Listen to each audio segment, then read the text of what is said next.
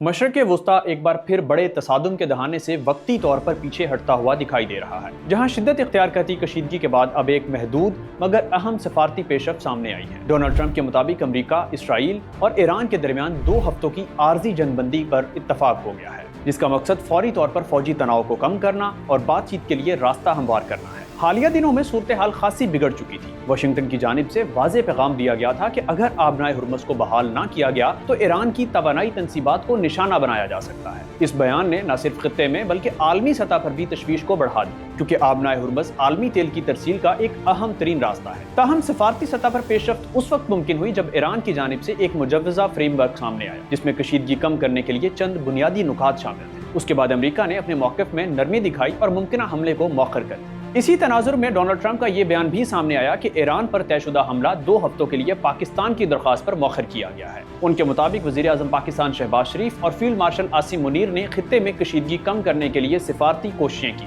जिसके बाद ये फैसला लिया गया। दूसरी जानिब ईरान ने इंदिया दिया कि अगर फिजाई हमले बंद रहते हैं तो वो आबनाए हुर्मुज़ को दोबारा खोल देगा। ईरानी वज़ीर ख़ारजा अब्बास इराक़ची के मुताबिक ये इक़दाम आलमी तिजारती सरगर्मियों की बहाली के लिए अहम होगा। इस आर्जी जंगबंदी के तहत अमरीका और इसराइल ने 2 हफ्तों के लिए फिजाई कार्रवाइयाँ रोकने पर आमादगी जाहिर की है, जबकि ईरान की मुतल्लिका सिक्योरिटी अथॉरिटी ने भी इस फैसले की मंजूरी दे दी है। इस पेशरफ्त का फौरी असर कशीदगी में कमी की सूरत में सामने आ सकता है, ताहम इसका इन्हिसार इस बात पर होगा कि फ़रीक़ैन अपनी शराइत पर किस हद तक अमल करते हैं। अगला अहम मरहला सिफारती मुज़ाकरात हैं, जो 10 अप्रैल से इस्लामाबाद में मुतवक्के हैं। ये मुज़ाकरात इस आर्जी जंगबंदी को तोसी देने और मुमकिना तौर पर एक तवील मुद्दती हल तलाश करने की कोशिश होंगे। मजमूई तौर पर यह पेशरफ्त वक्ती इस्तेहकाम की अलामत जरूर है, मगर सूरत हाल अब भी गैर यकीनी। ये 2 हफ्ते इस बात का तयन करेंगे कि आया फ़रीक़ैन तसादुम से निकलकर मुज़ाकरात की तरफ बढ़ते हैं या ये वक्फा एक बड़े बहरान से पहले की मोहलत साबित होता है।